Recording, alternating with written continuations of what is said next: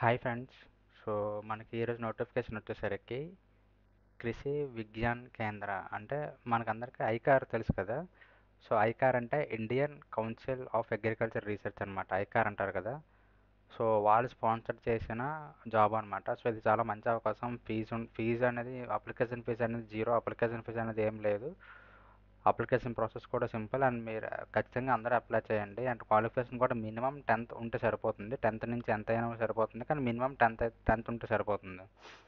ఓకేనా. Application process కూడా simple, కాకపోతే ఆఫ్లైన్ ప్రాసెస్. నేను మొత్తాన్ని కూడా ఈ వీడియోలో డిస్కస్ చేస్తాను. వీడియో చివరి వరకు చూడండి. ఓకేనా. అండ్ ముందుగా లాస్ట్ డేట్ వచ్చేసరికి 4వ నెల 18వ తారీఖు అనమాట. అంటే ఇదే నెల 18వ తారీఖుకి ఈ నోటిఫికేషన్ ఎండ్ అయిపోతుంది అనమాట. ఓకేనా. సో ఈలోపు మీకు ఇంట్రెస్ట్ ఉంటే అప్లై చేసుకోండి. సో ఇక్కడ మన ముందుగా చూసుకుంటే 3 రోల్స్ ఉన్నాయన్నమాట. సో 3 పోస్టులు ఉన్నాయి. ఒకటి స్టీనోగ్రాఫర్, ఇంకోటి డ్రైవర్, ఇంకోటి డ్రైవర్ ట్రాక్టర్కి, అండ్ ఇంకోటి సపోర్టింగ్ స్టాఫ్. సపోర్టింగ్ స్టాఫ్ చూసుకుంటే 2 వేకెన్సీలు ఉన్నాయి. అలాగే పే స్కేల్ చూసుకుంటే సో మినిమం 5,200 నుంచి 20,200 అనమాట. ఓకేనా. సో అది పే స్కేల్.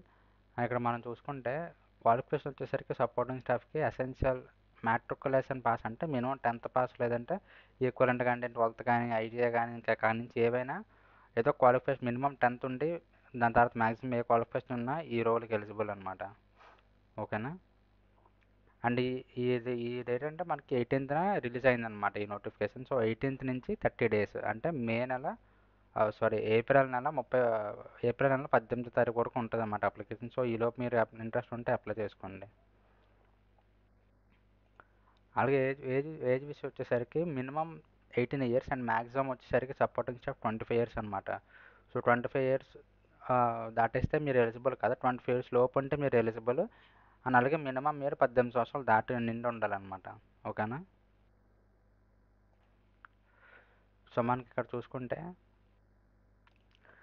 మనకి ఇక్కడ అప్లికేషన్ సెలక్షన్ ప్రాసెస్ చూసుకుంటే, సో మనం అందరూ ఎవరైతే అప్లై చేస్తారో వాళ్ళందరివి అప్లికేషన్ వీళ్ళు చూసి ఆ అప్లికేషన్లో షార్ట్ లిస్ట్ చేస్తారన్నమాట. వాళ్ళు మాన్యువల్గా షార్ట్ లిస్ట్ చేసిన వాళ్ళకి అయితే రిటర్న్ టెస్ట్ కానీ ఇంటర్వ్యూ కానీ కండక్ట్ చేస్తారన్నమాట. సో ఓకేనా. టెస్ట్ కానీ ఇంటర్వ్యూ కానీ కండక్ట్ చేసి సో ఇంక డైరెక్ట్గా మీకు జాబ్ అనేది ఇచ్చేయడం జరుగుతుంది అనమాట. సో ఓన్లీ టెస్ట్ కానీ ఇంటర్వ్యూ కానీ ఓన్లీ ఈ రెండిట్లో ఏదో ఒకటే ఉంటుంది అనమాట. ఓకేనా. ఓన్లీ షార్ట్ లిస్ట్ అయిన క్యాండిడేట్స్ మాత్రమే. అలాగే ఎవరైతే ఎంప్లాయిడ్ పర్సన్స్ ఉంటారో వాళ్ళు ఖచ్చితంగా ఎన్ఓసి అనేది ఖచ్చితంగా అటాచ్ చేయాలి. అండ్ ఇక్కడ అప్లికేషన్ ఫామ్ చూసుకుంటే నేను పీడిఎఫ్ మీకు కింద డిస్క్రిప్షన్లో ప్రొవైడ్ చేస్తాను. సో అక్కడ నుంచి మీరు డౌన్లోడ్ చేసి అప్లికేషన్ ఫిల్ చేసి మీరు జస్ట్ ఏంటంటే పోస్ట్లో పంపించాలన్నమాట. సో వాళ్ళే మొత్తం అడ్రస్ అన్నీ ఫిల్ చేసి ఉంటుంది. సో మీరు ఇక్కడ మీ బేసిక్ డీటెయిల్స్ మీరు ఇక్కడ ఫిల్ చేసి జస్ట్ పోస్ట్లో పంపించడం, మీరు డాక్యుమెంట్స్ కూడా అటాచ్ చేసి, ఒకవేళ మీరు ఎంప్లాయిడ్ పర్సన్స్ అయితే ఎన్ఓసి సర్టిఫికేట్ కూడా అప్లై చేయాలి.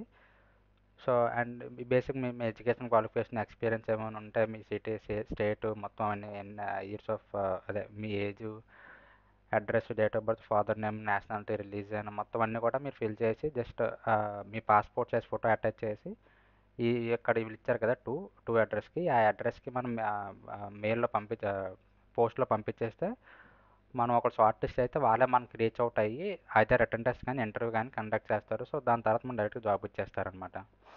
సో ఇది జాబ్ ఒక ప్రాసెస్. ఈ నోటిఫికేషన్ డీటెయిల్స్ ఇంతే. సో మీకు ఏమైనా డౌట్స్ ఉంటే కింద కామెంట్ సెక్షన్లో కామెంట్ చేయండి. నెక్స్ట్ వీడియో కోసం మన ఛానల్ని ఫాలో అవుతుండండి. And thank you so much.